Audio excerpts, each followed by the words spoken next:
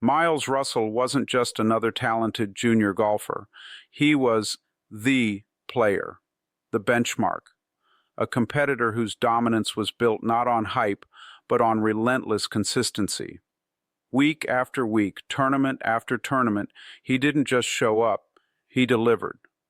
In technique and mental toughness, Miles controlled the field. He wasn't a promise waiting to be fulfilled. He was the standard everyone else measured themselves against. When he arrived at the AJGA Team Tailor-Made Invitational, no one was surprised. This was his kind of event, not one he entered casually, but one he was expected to win. His name topped every analyst's prediction. Scouts tracked his every move. Opponents respected him before they even teed off. He knew the courses, thrived under pressure, and most importantly, he knew what winning at this level felt like. In a field packed with hopefuls, Miles had history on his side. Media outlets like Golf Monthly, NBC Sports, and Reuters all highlighted the tournament's competitive depth. But Miles Russell's name always stood apart, not as a contender, but as the favorite. The question wasn't whether he'd perform. It was whether anyone could keep pace. His swing was effortless, his composure ice cold, his focus unshakable. To everyone on that first tee box, this was Miles Russell's tournament to lose. But tournaments aren't won on reputation alone. And in golf, where every hole tells its own story, sometimes an unknown name shows up, ready to write their own chapter. You can be the favorite. You can have the experience. You can even be the best player in the field. But sometimes the biggest surprises don't come from those at the top. They come from the ones no one saw coming. There were no cameras on him during warm-ups, no pre-tournament interviews, no buzz from golf analysts.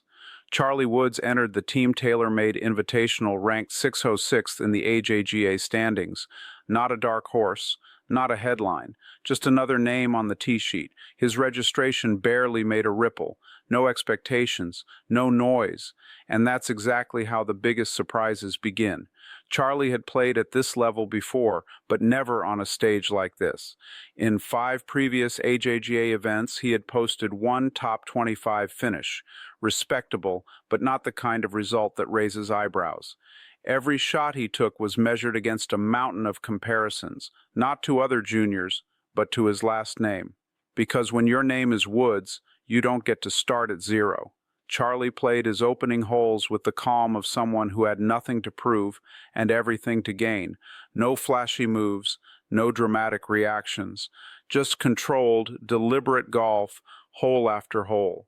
While others warmed up in the spotlight of expectations, Charlie emerged from the shadows of silence. His name wasn't on anyone's watch list, but every par, every birdie added something new: weight. Not the weight of fame, but the weight of focus. When he posted a round of 70 on day 1, a few people glanced up. When he fired a 65 on day 2, no one looked away. This wasn't luck. It wasn't a hot streak. It was calm, rhythm, and execution, a plan quietly taking shape long before the tournament began. The son of a legend was doing something few expected. He was writing a story of his own, and the ink wasn't drying slowly. Every tournament round begins with numbers, but it ends with impressions. On day 2 of the Team Tailor-Made Invitational, Charlie Woods proved he was more than just a famous last name on the leaderboard. His round of 65 wasn't a fluke. It was a statement. 8 birdies. Precision off the tee. Irons landing on greens like clockwork. No theatrics, no flash, just pure craftsmanship. In a field full of promise, Charlie was suddenly setting the pace. What stood out wasn't just the score, it was his demeanor. Not tense, not overexcited, just focused. While others in his group sped up or slowed down after mistakes, Charlie maintained one steady rhythm. No visible reactions to bad bounces, no fist pumps after birdies. The pressure came, but he didn't flinch. He moved like this wasn't his biggest moment. It was simply his most natural one. Meanwhile, Miles Russell continued to play solid golf. No mistakes, no drama. Exactly what you'd expect from the number 1 player. But something had shifted. The buzz wasn't just about Russell's consistency anymore. It was about Charlie's climb. Hole by hole, the attention began to tilt. Media started updating headlines. Coaches checked live scores more frequently. Players in the clubhouse began rethinking their Sunday strategies. Because when an unknown starts rising, people don't ask why. They ask, when will it stop? For the first time all week, the name Charlie Woods didn't sound like a footnote. It sounded like a threat. And it wasn't just his last name making people watch. It was his score, his composure, his control. By the end of day 2, whispers had turned into watch alerts. Some rounds win tournaments, others rewrite reputations. Charlie Woods' final round of 66 did both. 8 birdies, no double bogeys, barely a misstep. Everything clicked, not because of magic, but because of method. Where others tightened up under Sunday pressure, Charlie found another gear. His game didn't get nervous. It got sharper. And in a field full of noise, he became the only sound that mattered. The difference wasn't just in the numbers, though they spoke volumes. While top favorite Miles Russell finished strong at 8 under par, Charlie posted a final score of 15 under. Not close, not lucky, convincing, a 3-shot margin over what many called the strongest field of the AJGA season.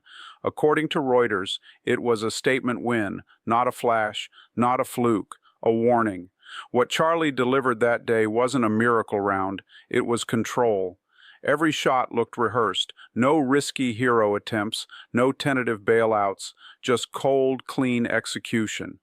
Charlie played like a veteran, wrote Golf Digest, and maybe that was the most surprising part. Not that he won, but how he won. He didn't play like someone trying to prove something. He played like someone confirming what he already knew. When the final putt dropped and the score became official, the course didn't fall silent from disappointment. It went quiet from realization. This wasn't just a kid playing well. This was a player announcing his arrival with authority. Just like that, the player in the shadows stepped into the spotlight.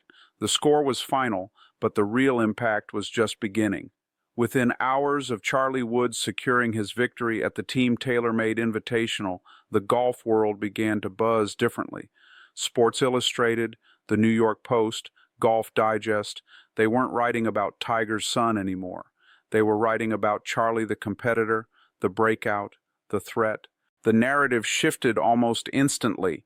He was no longer just a name carrying expectations.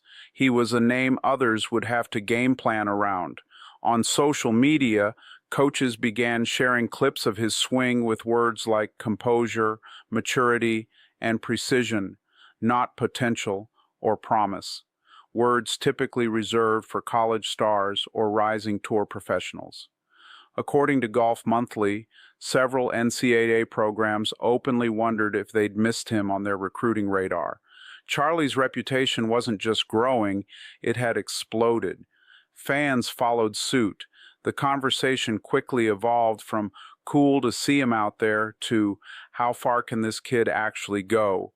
Video of his final round was shared and broken down frame by frame, not to compare him to his father, but to understand how he'd done it.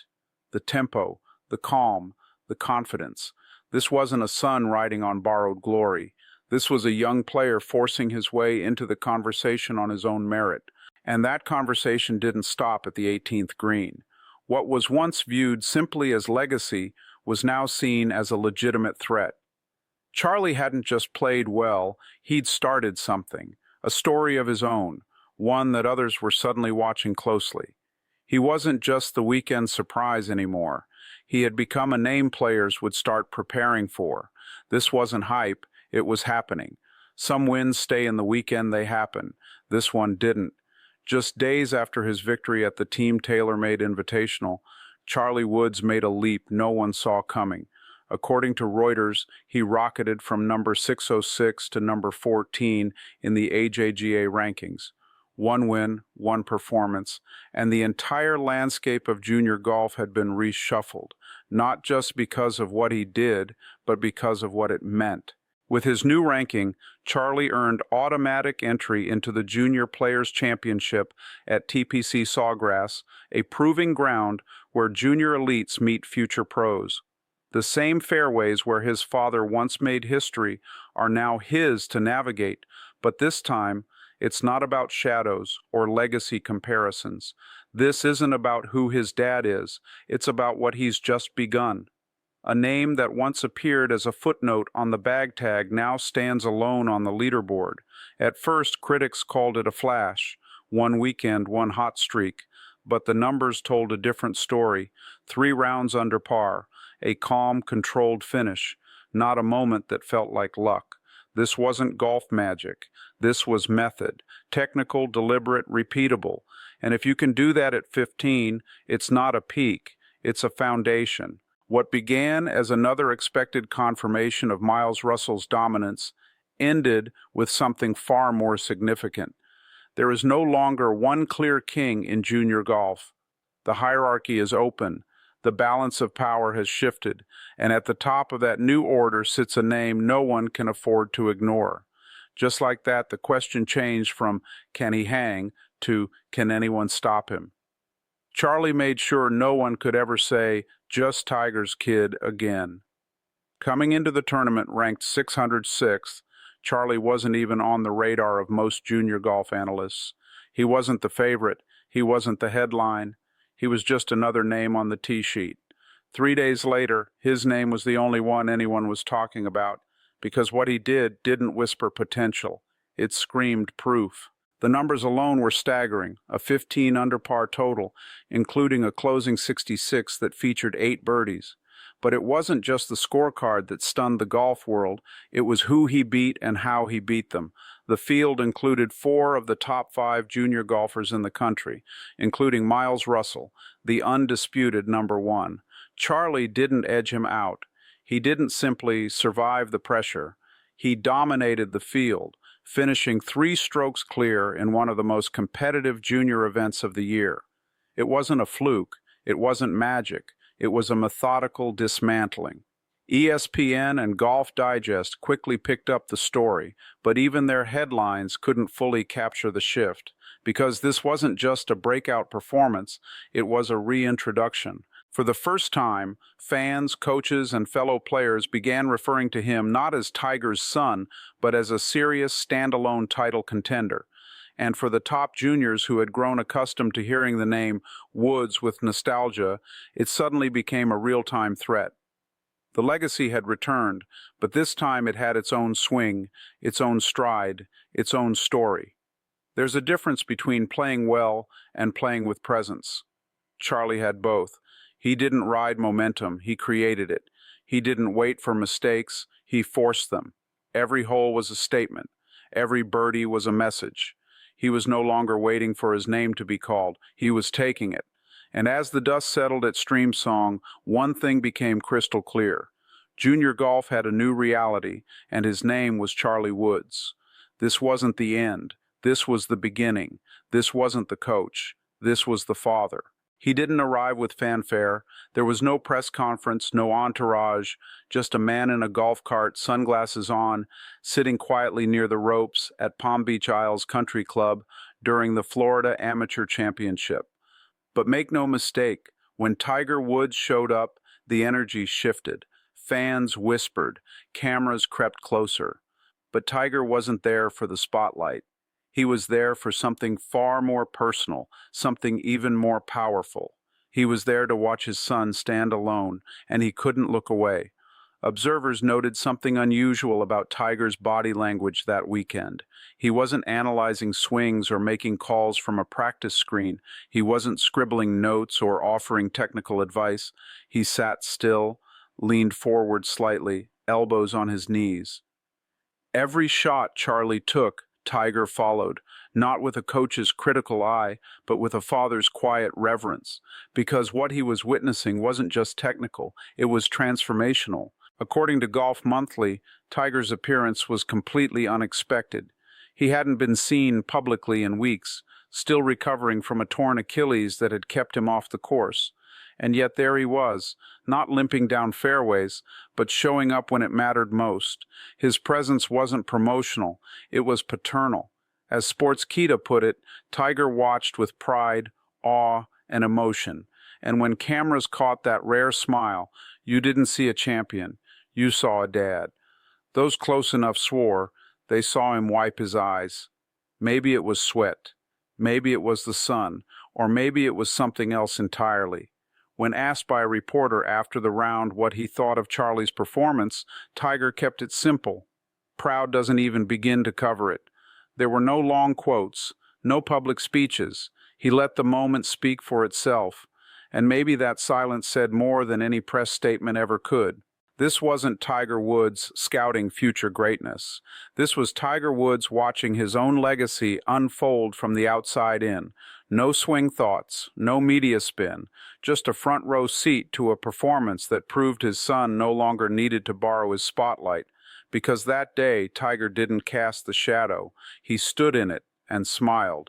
It wasn't just a golf shot. It was a generational exhale. It came late in the round.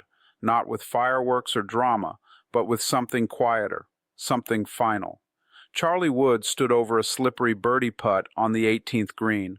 The Florida sun hung low, casting long shadows across the green at Palm Beach Isles. The gallery leaned in.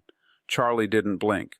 He read the line, took one smooth stroke, and dropped the putt dead center. No fist pump, no roar. Just a walk to retrieve the ball, a nod to the crowd, and a tap to the brim of his cap. But somewhere outside the ropes, something else was happening. Because the person holding back the most emotion wasn't Charlie. It was Tiger. In that instant, a cameraman caught the shot that would go viral within hours.